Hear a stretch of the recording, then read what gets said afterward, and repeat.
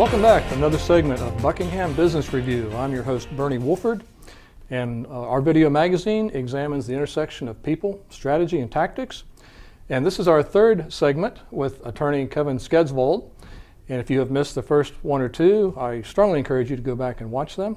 Kevin, in this segment, we want to devote it almost entirely to this product, this service, this software called CompWorx, which grows out of your many years of experience and practice in the area. Can you begin by just giving us a thumbnail sketch? What is CompWorx and how does it apply to your practice, and how can this be of benefit in the marketplace? CompWorx is a software as a service platform that seeks to bring supply chain technology or supply chain techniques to the workers' comp system. Workers' compensation is so incredibly disjointed, it is inefficient, and the inefficiency is costing employers and insurance companies a lot of money. The problem is nobody's talking to each other. The injured worker is supposed to be in the center of that claim, and he's not. The medical provider has a system, the employer has a human resources system, the insurance company has a claim system. Nobody's integrated because nobody wants anybody else in beyond their firewall. If nobody's talking, this injured worker is sitting out here and doesn't know what to do with a workers' comp system that, quite honestly, is opaque to him. He doesn't know who to talk to, what to do. And the meter is running. The meter is running. At a rapid rate. And at $500 a week, it costs a lot of money very quickly. Okay. And I'll give you an example. I have a friend that is a flight attendant with Delta. And this friend had an on-the-job injury. It was a legitimate injury where someone knocked him into a fuselage on a flight coming out of Barcelona, Spain. He got injured and spent the next 12 to 15 hours on the floor in the galley with back pain. He comes home and doesn't know what he's supposed to do. He doesn't know who he's supposed to talk to. And this is a man that doesn't want to lay out of work. He's never had a claim before, doesn't want to be out of work, and certainly doesn't, I don't think, can afford to lay out and draw $500 a week as opposed to his regular salary. He's extremely frustrated when he calls me and says, "Look, Kevin, who am I supposed to talk to just to get back to work? I've got an insurance company, I've got my supervisor, I've got a claims adjuster, I've got a nurse, I've got a doctor. Nobody can tell me what I have to do just to go back to work." And so the frustrating part of it is, if it's linked together, like CompWorx does, where the physician can provide his treatment, get his bills paid, request authorization, get it done, and get it done in real time, he can also approve a job which the employer can then immediately know about and make that job offer, bring the employee back to work. You save weeks and weeks of time. Probably 40 to 50% of the time that is paid out in workers' compensation benefits doesn't need to be paid out. It's just dead time that is not productive at all. That has to be a huge ROI to return the injured employee back to either his or her regular job, or if not possible, to an acceptable job, which I guess meets the criteria for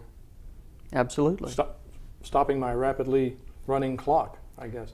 Every dollar that's paid out on a workers' compensation claim increases your reserves, increases the experience modification rating, so next year's premium is going to be that much bigger. So if you save it this year, your premiums next year are going to be better. Okay. So if I'm understanding correctly, this is somewhat of a single point of truth, same source with all the players permissioned into their particular part, and then some sort of a timeline schedule that alerts people when what you need is now there. Please do your next step. Am I sort of understanding it correctly? Okay. A medical provider, for example, can upload his medical bill and record to the system. And as soon as he's done that, an email alert is sent to everybody with permission for that claim.